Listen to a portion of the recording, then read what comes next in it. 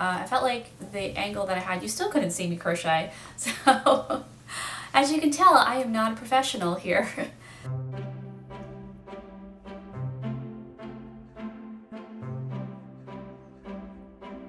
Hello, it's Sonia here, The Pretty Stitch. Welcome to my channel. If this is your first time joining me, I'm so happy to have you here.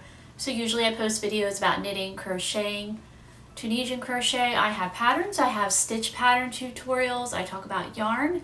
And today we are doing a crochet chat, is what I like to call it, where I just sit here and crochet and just talk about stuff, usually random stuff or some things that I'm up to.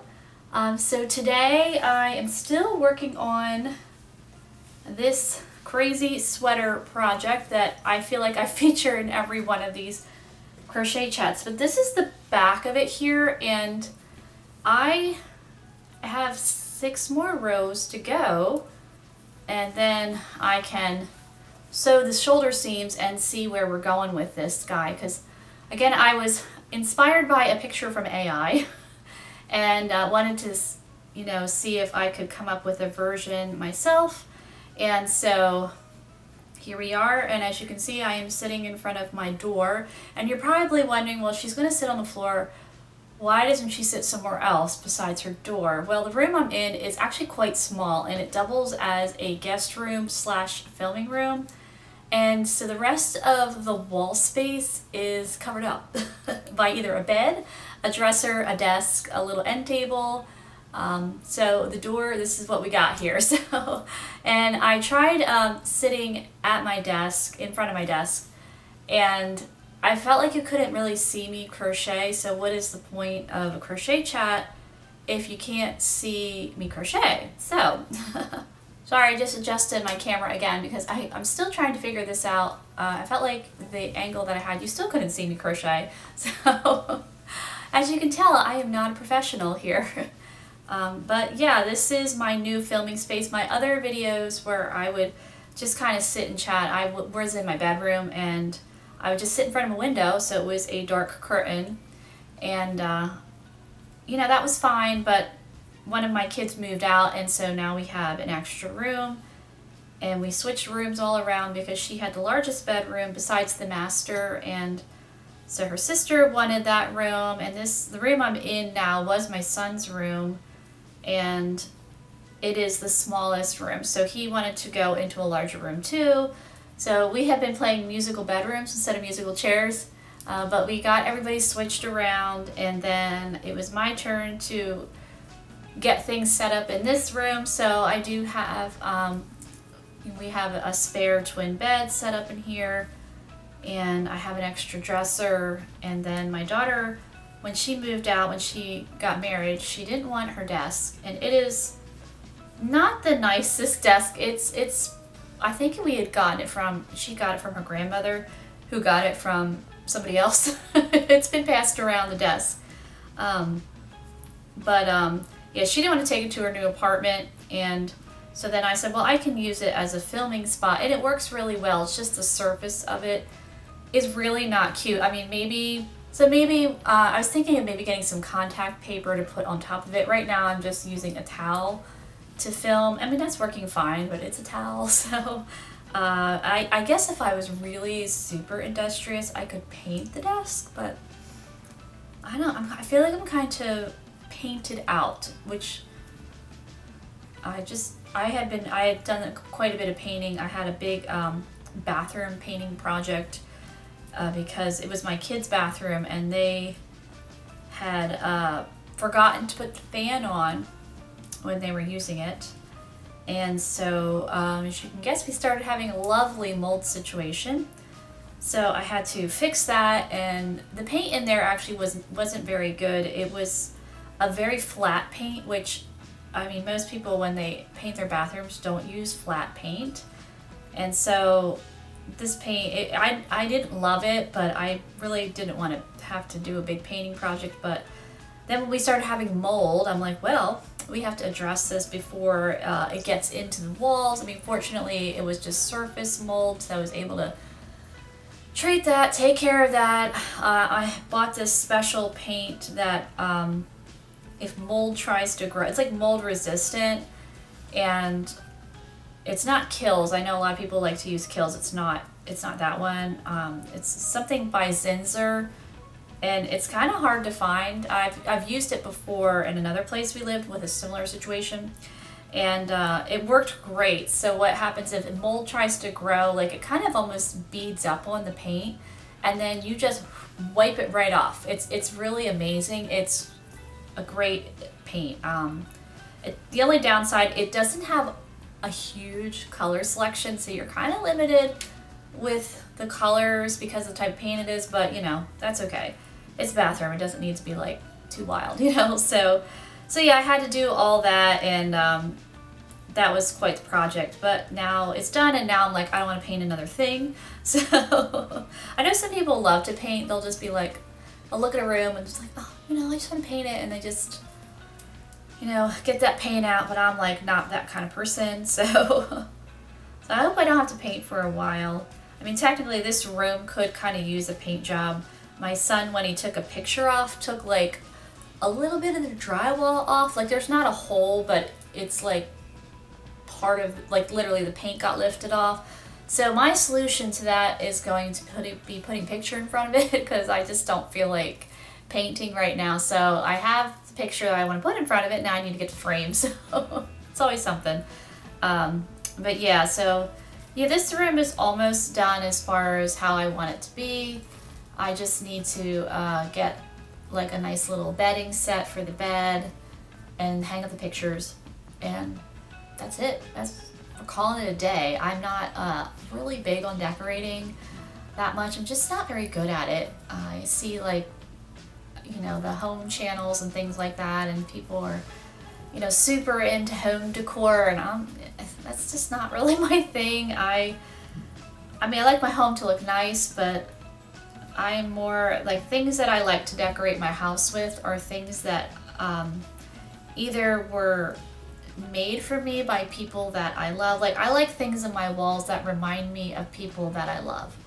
So like my living room has a painting that belonged to my grandparents. Like it hung over their couch, and now it hangs over mine. So every time I look at it, I think of my grandparents, who I love very much, and they've been gone for almost 30 years now, but you know, it just always reminds me of them. Then I have pictures of my kids on the wall and things, you know, from my husband, and he's been gone for 3 years now. He died 3 years ago, so you know, I like to have things that remind me of him. And you know, I have something that one of my nieces painted for me, you know, just things like that. So that's kind of where I am. I'm not like one to go to like Home Goods or TJ Maxx and just kind of get a bunch of decor. And so some people would probably like not like my house very much because of that, but that's okay.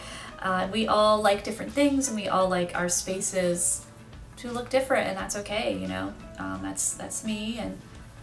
But yeah, I'd much rather, I guess, I like to accessorize myself. Like I like jewelry and scarves, and like I make a lot of cowls. I love things like that, so I guess I decorate myself. But yeah, so I'm not even sure. Yeah, I guess we started talking about this room, how that we got down that little, we call them little bunny trails, where we're just like hopping, you know, we're starting one way, and then we just start hopping off to the side down this other bunny trail. So that's kind of where that went. But yeah, I'm getting close to this sweater that I've been crocheting. This is my prototype.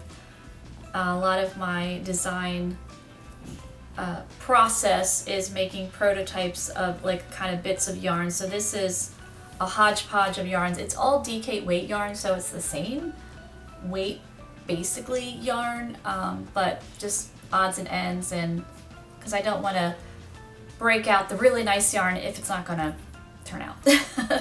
So I do it like this, and then if it works out, then I, you know, break out the really nice yarn. Or even if it's, as the yarn I'd like to use for this project, it's not super expensive yarn. I just don't want to use it until I know that it's a go. Same with, I just did a shawl pattern, which I can post a picture of it. I don't have it with me. It's in another room.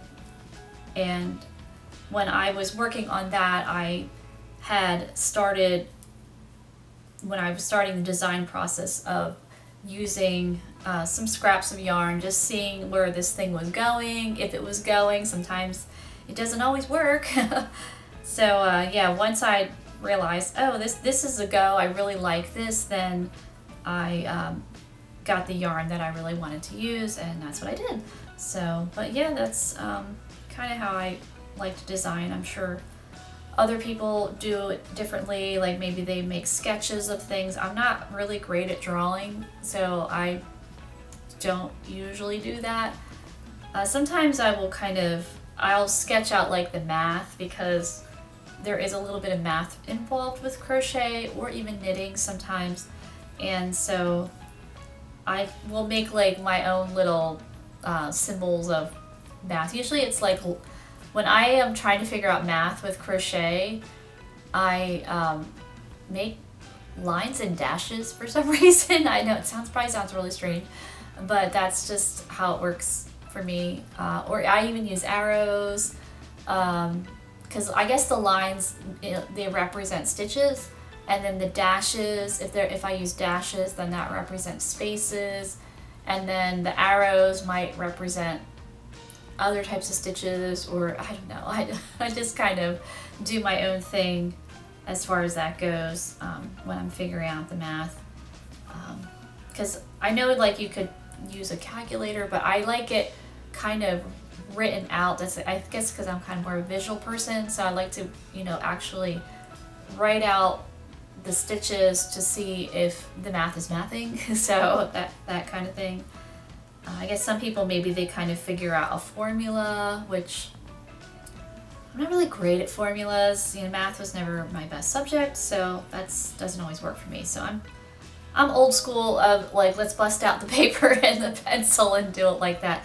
And back in the day when I first started designing patterns, which was probably, I think around 2010 is when I first started publishing patterns on my own.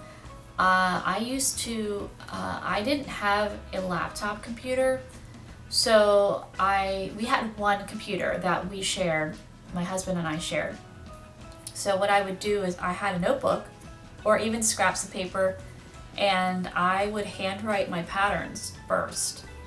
And like I'd be working on it and handwriting it, and then after it was handwritten, then I would go on the computer and I would type the whole thing in, and then if I wasn't sure if it was working or not, I would print that out and then work off the printed page to see if like this was really working out. And then if it was, then I would go take pictures, and I would eventually make corrections and add the pictures and the whole 9 yards. So yeah, it used to be quite a process for me to make patterns, but it's been a little bit more streamlined now. I haven't done too many written patterns recently. I have a lot of patterns on YouTube where they're basically video patterns, which some of them I would like to make into written patterns, because some people, they don't really like they don't like videos. They like to see a written pattern. That's how they enjoy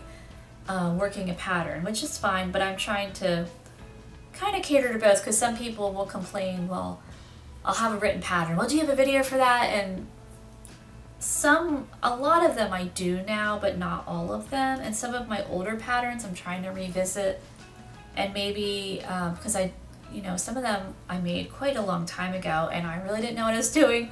So sometimes I've been trying to revisit them, rework them, probably, and try to like improve them. If I go back and look at them, like, what was I thinking? Like, who thought this was a good idea?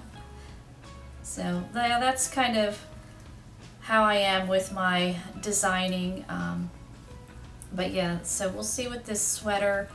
I'm kind of making it, I don't think if I do make a pattern with this sweater, I like to make a lot of patterns, especially if it's a wearable, so that you can make it to fit your size instead of having exact sizing, which I know that kind of frustrates some people, but especially women, it's really hard with sizing, because we are all different shapes and sizes. You know, some have longer torsos, shorter torsos, you know, we're larger, we're smaller, you know, we're just so many different shapes and sizes. So to just have like 6 sizes to fit so many different body types, to me, just, you know, it's really hard. So I like to try to design wearables that you can tweak it to fit your size and kind of make adjustments that will work with your body type. So that's probably what I'm going to do with this sweater. I mean, I guess if it was a really complicated stitch, then yeah, you would have to be a little more exact with the sizing and the stitch counts and all that. But this stitch that I'm using for this is not one of those stitches, so it should be okay to kind of helps, you know, so that somebody could customize it to fit their size. That's hopefully the goal with this. The jury's still out on it, we'll see. But yeah, I've been trying to work really hard on my channel. It's been challenging this week because we have Memorial Day coming up. I have a family member that's going to be deployed next week, so we're having a goodbye party for them this weekend, and it's at my house. So I've been getting ready for that, and I'm trying to get the yard nice because we want to have it outside, and it takes me a long time to get like my yard kind of ready for summer. And I have a lot of landscapings, and now that it's just me because my husband's not here, my kids help a little bit, but I have older kids. I mean, one's moved out, I have 2 at home, and they both work. They're both in school, so it's a lot for them to try to help me and with school. So it all falls on me. And so usually I get like everything kind of as good as it's going to get early June, like maybe the second week of June. I'm like, okay, I got things under control with the landscaping, the lawn. I've got like a good routine, you know, getting the weeds up, getting the dead stuff away. We tend to get a lot of leaves where we are. I mean, we have a lot of trees, but we're kind of in the middle of our development, and there's a hill behind us. So I think what happens is when it gets windy, they just all blow down onto my deck. It's fantastic. So I always have to get rid of piles and piles of leaves, and I usually do that twice a year. Like, we'll do it, as I like to say, we're going to put the deck to bed. So we usually will put away the chairs, because some of the chairs can be left out, and some of them I like to be put in the garage when it's winter time. And I like to kind of move the table to the side so that the leaves aren't like catching around the tables and all that stuff. So, and the chairs. And so then once we do that, then we go and we sweep and leaf blow as many leaves out as we can. And it doesn't take care of all of it, but it does really help. So we still need to do that again, because then I do that in like usually around November, and then we have to then get the deck ready for summer. And so we have to get any extra leaves that have blown out, which there are some. So I'm going to recruit my children to help me with that, because it is a lot, and trying to get the flower beds ready. And because we're having this party, it's extra pressure on me to make it look nice, because it looks a little rough. Now, one area I'm not going to be able to get done because I was working on it. I have a bunch of bushes that I trim. Never did this stuff before when my husband was alive. Like, I've had to learn so many things. Like, I always did like the flower beds and things like that, but I never trimmed the bushes or trees, or I didn't mow the lawn because he didn't like me to mow the lawn. I mowed the lawn when I was growing up. My dad taught me how to mow the lawn, but then I got married and I didn't mow the lawn for almost, but you know, pretty much 27 years. That's how long I was married. So then he dies, and I'm like, oh, I gotta mow the lawn again. So, and then I'm like, okay, I get the lawn mowing thing down. Then I'm looking at these bushes like, wow, they're looking really rough. They look like they're really having a bad hair day. So I was like, okay, well, I used to cut hair, so my philosophy was, if I can cut a head, a human head's hair, I can trim a bush. You know, how different can it be? You know, I mean, the materials are different. So I got a little trimmer thing that works for me, and then I trim bushes now. So I started trimming this one bush on the side, and this bird almost flew out and actually almost hit me in the face. Like it freaked me out because I'm like, and all of a sudden these feathers, and I'm like, what's going on, you know? And so I'm like, what is happening? So then I'm just trimming, and then I see inside this baby birds in this nest. I mean, they were like brand new. These guys. This just happened last Saturday. So we are on Wednesday. Hopefully I'll get this video up Wednesday. So I disturbed the mommy with the babies, and I felt so bad. So hopefully the babies are okay. Mommy came back. I actually haven't checked because, again, if mommy's in there, I don't want to, you know, create a problem. So that bush is not going to get trimmed right now until after the party, because we looked up, like, sorry, my camera just likes to randomly turn off for some reason. So I don't know. It's really annoying. I would like to get a new one, but you know, it's still working. It just has these little weird quirks. So it was talking about the baby birds, and I guess from when they're hatched to when they fly away, I guess it's almost 2 weeks. So this Saturday will be a week that I just discovered. I mean, these guys, there was even some eggshells still in nests. That's how fresh they were. So it's only going to be a week this weekend, so I'm just not even going to bother trying to get those bushes looking nice because I don't want to disturb the babies. So I will wait till the weekend after to then investigate and see what's going on and fix the bush, because it does look pretty bad. But you know, you can only do what you can do. And I'm not even sure if I'm going to get all the landscaping done before the party. Probably not, because this week has been crazy. We're already on Wednesday, and it was really hot today, and I've been running these last 2 days because my son bought his first vehicle, and where he bought it was almost 2 hours away, and so I had to go with him. Now he did everything. He has his own insurance. He bought the vehicle. I didn't co-sign on the loan at all, but I went with him to kind of help him out. And also where he bought the vehicle, he didn't know how to get there. And it's kind of ironic because where he bought the vehicle is near where I grew up, so where I live now is not where I grew up. And so it was kind of funny that he bought the vehicle there. And also the dealership where he got it from is one that I used to take my car that I had in the 1990s to get serviced. So it was kind of funny because he's been looking for a specific type of vehicle. I used one, and you know, the right price and all that stuff. So he happened upon this one that checked off all of his boxes, and the price, it's fine. I still think it's so outrageous for a used vehicle, but this is the world we live in. I mean, to get something half decent that's not, you know, gonna fall apart in a week, you just can't find anything like that. So, you know, it was the lesser of evils compared to some of the other used vehicles.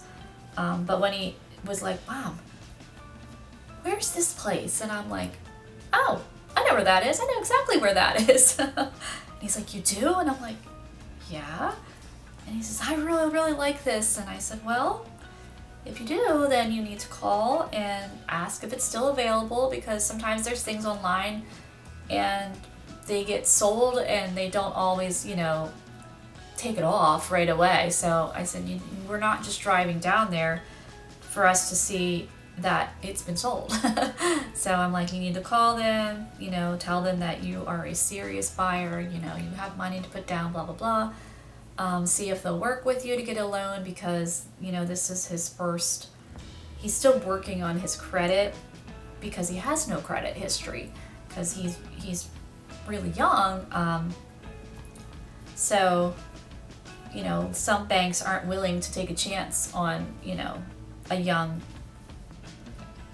I call him young kid, but he is a young adult. So, you know, they don't want to take a chance on somebody like that doesn't have credit history yet. But he was able to find, they were able to find a bank to work with him because he can afford the payments. That's not the issue. He has a job that he can afford it. He's been saving for almost 3 years for this vehicle to be able to get what he wanted. I mean, personally, I was trying to steer him into something that was cheaper. Now, it's not a luxury vehicle by any means, so you might be thinking, like, did he get some, like, Mercedes? I'm like, no, nothing like that. It's a Toyota, but even Toyotas are outrageous, you know, and so, yeah, they were able to work with him. You know, they could see he was a serious buyer. You know, he's got his ducks in a row, and, you know, he called the insurance company to get him on his own insurance because he was on mine. So now, I guess because of where we live, I guess each state has different laws regarding like owning automobiles and things like that. So in Pennsylvania, you have to, if you own the vehicle, you have to have the insurance. So he had to get his own insurance, and yeah, so he did all that, and I did coach him through because he's never done any of this. So I, like, before he called the car dealership, and if you have young people at home, like, help them out. You know, I feel like there's so many young people, they don't know how to navigate this world. So, you know, if you have a young person, a young adult, and they're trying to, you know, buy their first car, or even like a teenager and they're trying to get a job, or they need to talk to their boss and they don't know how to do it. Or I have one in school, not elementary school, in high school, so she's had to talk to her guidance counselor for some things because she'll be graduating in a year, and so, you know, she needed to make sure she had all her correct, like, she's taking the right classes so that she can graduate, and she wasn't sure. And I'm like, you can email her and I will help you craft the email and, you know, help you to type out what to say, you know. So I did that for him because he was really funny, because he's like, you need to help me, because he was nervous. And because I said, okay, well, get some paper, get a pencil, get a paper, and I said, this is what you need to ask first. This is all the things that you need to say, so that, you know, we can make this work. And he was like, well, you're not helping me. Like, this is my son. So he's just like, I said, what do you want me to do? Call for you? I said, I'm not doing that. I'm not the one buying the vehicle. You're a young adult. You want to buy this, or you want to ask about it, you need to make the call. I said, I'll tell you what to say, and, you know, you write down notes and you can kind of put it in your own words, but this is I always say, this is your baby and you need to take care of it. So he did jot down all the notes, and then, of course, our dog was barking hysterically when he called, and just like a little kid, like when my kids were little and I was on the phone, that's when everything was happening. Someone's yelling or crying or fighting or whatever. So the dog was doing the same thing. So I'm like, I'm gonna take the dog outside and you can go call them. So a couple minutes later, he comes outside and he's smiling and he says, Mom, all those things that you told me to say, you know, that was what I needed to say. And I'm like, oh, really? So what you're telling me is I helped you? And he says, yeah, you did. Because he was going, oh, you're not helping me. So that was funny. So yeah, if you do have a young person, I just encourage you, you know, I feel like I'm in my early 50s, so, and the world is different for young people than it was for us. I mean, and I'm sure, you know, we felt that way when we were young, and our parents were like, the world was different for them. I mean, but things have really changed. You know, we didn't have all this technology that the kids have, and what they're being taught in school is different than like what I've been taught. And it's like I actually had a class when I was in school about, it was like on ethics and basically how to talk to people, how to answer the phone. Like, it sounds kind of, at the time I remember thinking, oh, this is dumb. This is a waste of time. Like, you know, why are we doing this? You know?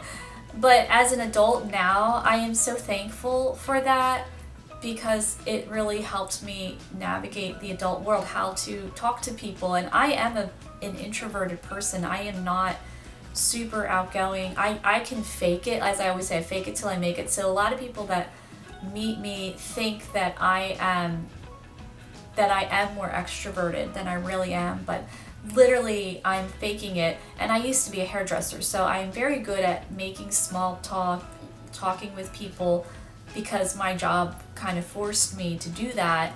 And you know, when you do something every day, you get good at it, you get better at it.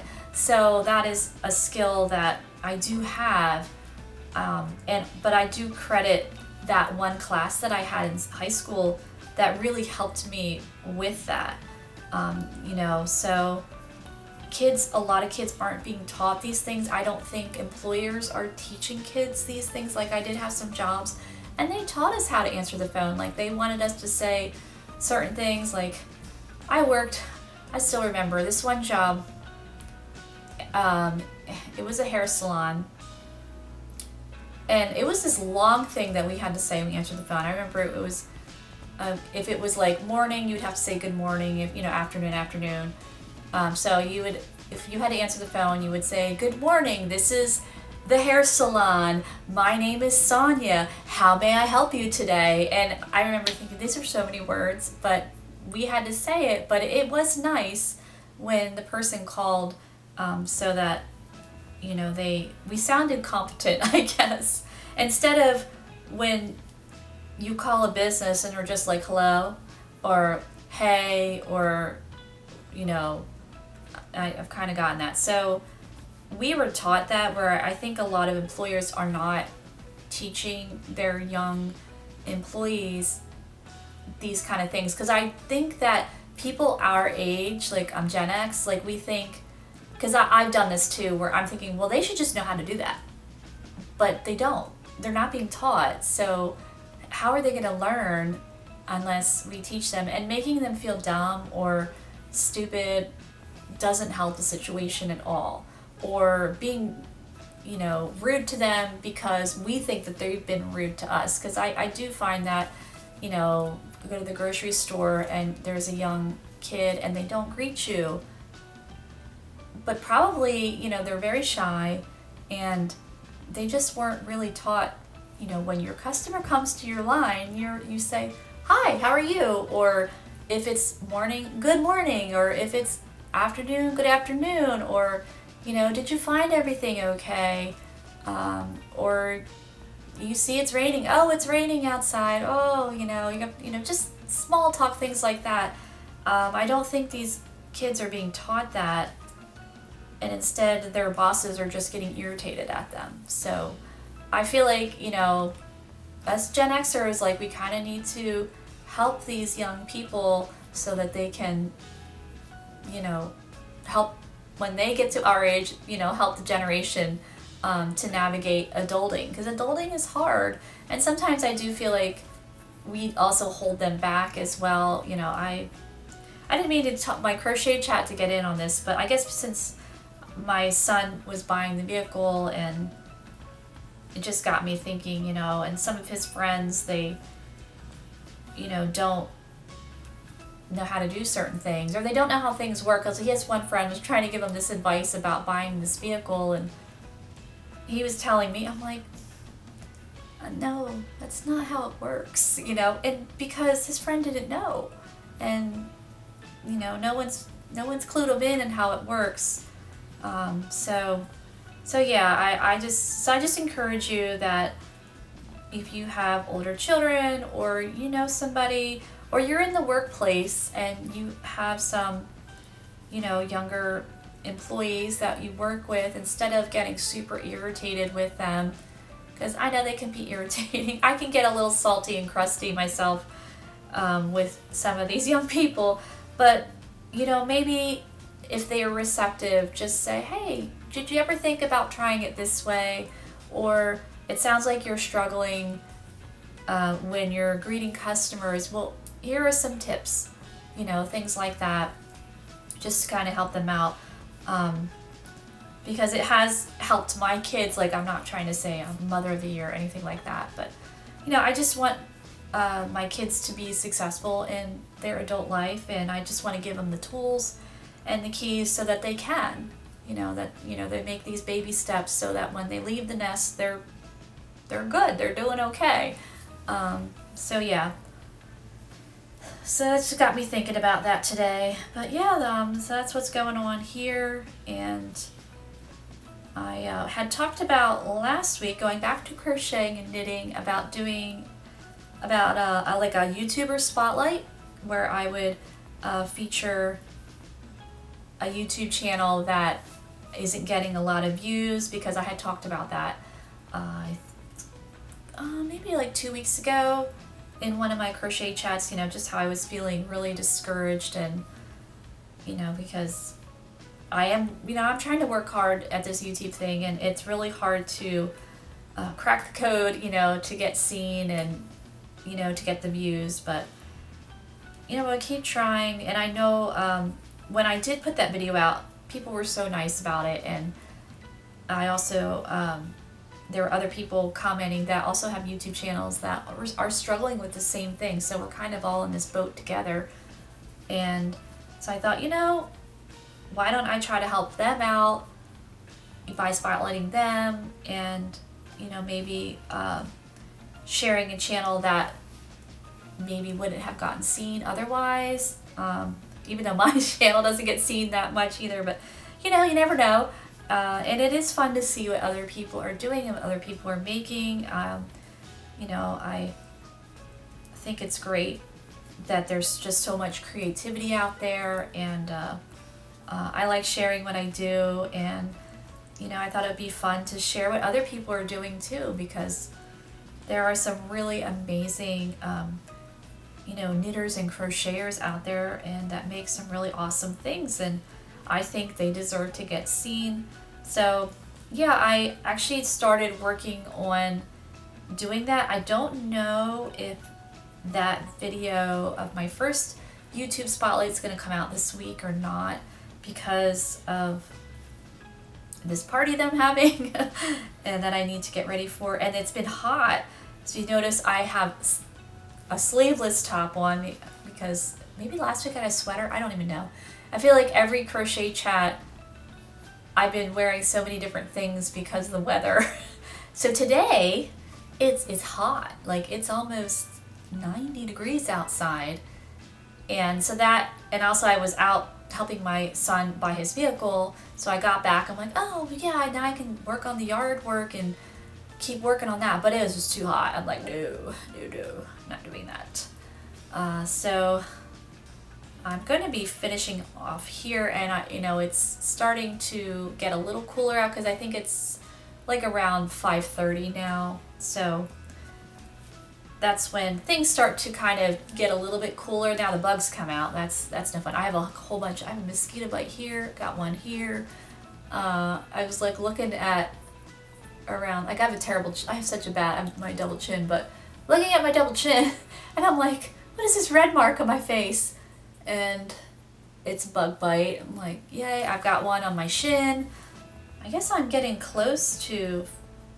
I only had a few more rows left to go on this prototype, so I should get to counting, and hopefully it will look more sweater-like if I bring this back for another crochet chat.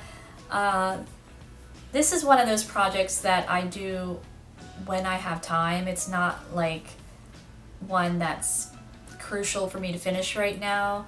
I always try to post a pattern on Fridays, and last Friday was the shawl. And this Friday, I'm thinking, and you're probably tired of it, but it's summertime. I'm thinking of doing another hat pattern, a summer hat, because I've been having fun making them, and I'm actually thinking of making like a little ebook, because I sell my patterns on Ravelry, and I started selling them again on Etsy. Etsy's, I don't know, some people do great on Etsy. I used to do really well on Etsy, but I stopped selling on Etsy for a while, especially when my husband got sick and then he died, and obviously I didn't have time for Etsy.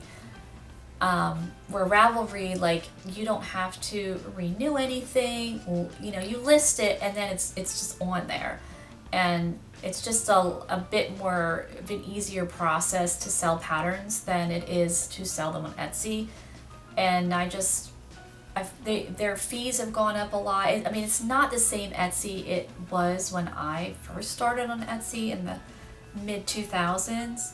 It really was more crafters, you know, people, handmade artists, like things like that, where now, once they introduced selling the vintage things, which I love me some vintage. I you know, love to look at vintage things. I have a lot of vintage things in my home, but a lot of people will pass off modern day items as vintage, and that's really messed up Etsy. It did it again. It just turned off, said, oh, no, we're done. You've talked long enough. That's what's telling me, my camera. But anyway, yeah, I know a lot of artists, handmade artists crafters have stopped selling on Etsy, and I did for a while too, because the fees were too much. I didn't have time to maintain it, and I just wasn't doing as well on there, so I was like, eh. But now I guess some people are saying there's like a resurgence of Etsy, so I thought, well, you know, maybe I will try Etsy again. So I started my shop back up maybe 3 or 4 months ago. And in that 3 or 4 months time, I've sold one thing. So I'm like, oh. Where before I used to sell almost one thing a day. Now, again, you might be like, wow, that's amazing. But I sell patterns. So, you know, it's $3. So, you know, $3 a day times 7, you know, that's what, $21 a week minus fees. You know, it's not that much, but it, you know, it's definitely better than, I think I sold a $4 pattern and it took me 4 months to sell that. I do a lot better selling on Ravelry, so I don't know if I'm going to keep my Etsy or not. I don't know, you know, because out of that $4 sale, you know, they take a big chunk of fees out. So yeah, that's kind of frustrating. And each time you list an item on there, they've kept upping their listing fees as well, where when you sell on Ravelry, they don't have any listing fees, which is really nice. I feel like with Etsy, it would be nice if there was, like, when I sell on Ravelry, there's like a threshold. So if you don't sell a certain amount, they won't take any fees out. So if you sell over the threshold, then you have to pay some fees on Ravelry, and they're not outrageous at all. They're very fair. I mean, they deserve to get paid. Like, they're hosting my patterns, you know, helping me to sell them. So I have no problem, you know, paying fees on Ravelry at all. Like, you know, that's fine. And I don't really even have a problem paying fees on Etsy, but I feel like their fees are excessive, and especially for, you know, people that aren't selling really high ticket items. So I think it would be nicer if they had like a threshold of, you know, if you're selling items under a certain amount, then your listings should be free, you know? I mean, yes, they should still take a fee off from the sale because they're helping to host, but, you know, they are getting a ton of money for these listing fees, and if you never sell the item, then, you know, you're just out that. So Etsy's tough. Like, I just don't know if it's worth it for me to keep selling on there, which kind of makes me sad because I really loved Etsy in the beginning, but it's almost, to me, like Amazon's sister in a way, you know. And it shouldn't be like that. It just shouldn't be, because it started out as highlighting craft items, handmade. Like, I've gotten some beautiful things off of Etsy. You know, there's some amazing artisans on there, crafters, but you know, these mass-produced people have just completely messed it up, muddied the waters on there. So yeah, that's my soapbox on Etsy. So I don't know, but yeah, I am going to probably get off of here, stop talking, because my camera keeps shutting off and telling me you've talked enough, and go outside and work outside. But so I hope you enjoyed this completely. Again, my crochet chats are super random because I tend to be like that. I get to go down a lot of bunny trails. And so that might be really frustrating for some people, so I do apologize. But I hope you enjoyed this video, and if you did, please like and subscribe, and thank you so much for watching. Bye!